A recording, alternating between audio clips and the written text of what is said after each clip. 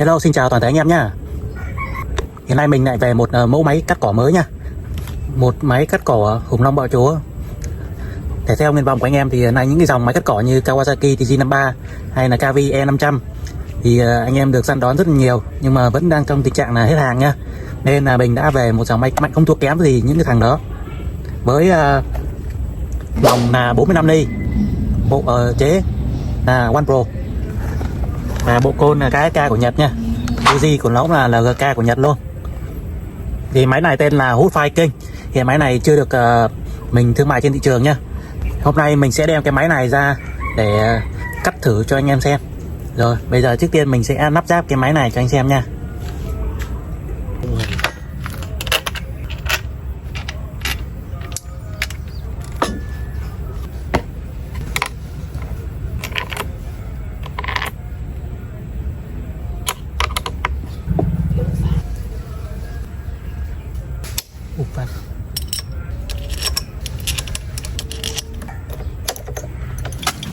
Hôm nay mình sẽ sử dụng là cắt cỏ bằng cước nha. Đây là cái bát cước và cuộn cái cước của mình. Cước mình dùng là cước KV trắng nha, 3.5. Đấy thì các bác lắp thì các bác lắp theo chiều kim đồng hồ. Tại khi nó quay thì nó sẽ như thế này nè, nó sẽ chém như này đó. Cái cước này nó đập vào cỏ và gãy cỏ nè. Ok, bây giờ mình sẽ lắp rồi cho các bạn xem nha. Đây, sau khi cước cắt cỏ mình lắp xong thì nó sẽ như thế này. Tiếp theo là mình sẽ hướng dẫn các bạn pha chế nhiên liệu để chạy ra máy nha. Tầm 500ml, 20ml. Sau đó các bạn lắc đều lên nhé. Pha xong xăng thì nó sẽ như thế này nha các bạn. Tại vì đối với động cơ thì sử dụng nhiên liệu là xăng pha nhớt nhá, thì nó mới nổ được, không như động cơ 4 thì nha các bạn. Rồi bây giờ mình sẽ chế nhiên liệu vào và giật lỗ máy cho các bạn xem nha. Rồi sau đây mình sẽ đổ nhiên liệu vào.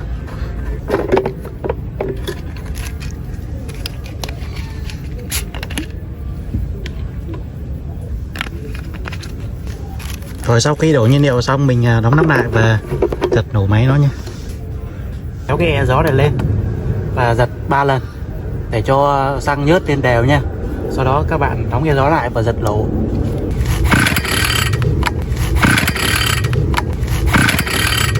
Sau khi các bạn giật chừng 3 lần thì chúng ta sẽ tiến hành giật lỗ nha.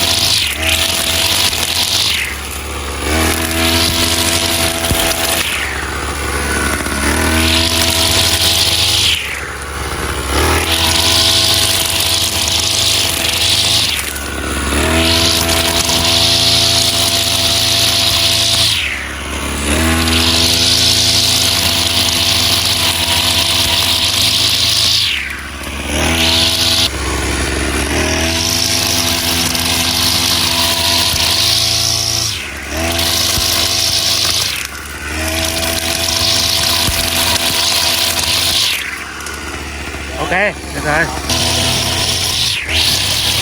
Phải xăng chứ.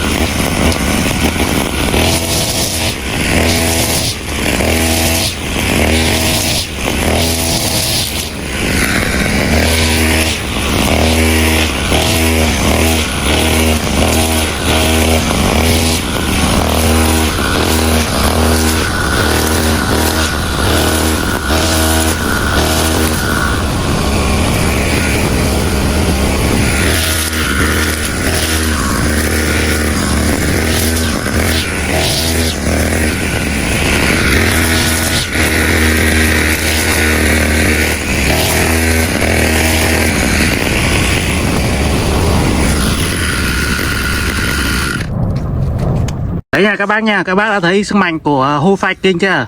Nếu các bạn thích thì video này nhớ cho mình một like. Anh em nào chưa đăng ký kênh thì hãy nhấn vào đăng ký kênh và nhấn vào chuông để nhận những thông báo mới nhất về video test máy mới nhất của mình nha. Rồi xin cảm ơn tất cả anh em đã xem. Xin chào và hẹn gặp lại. Bye bye.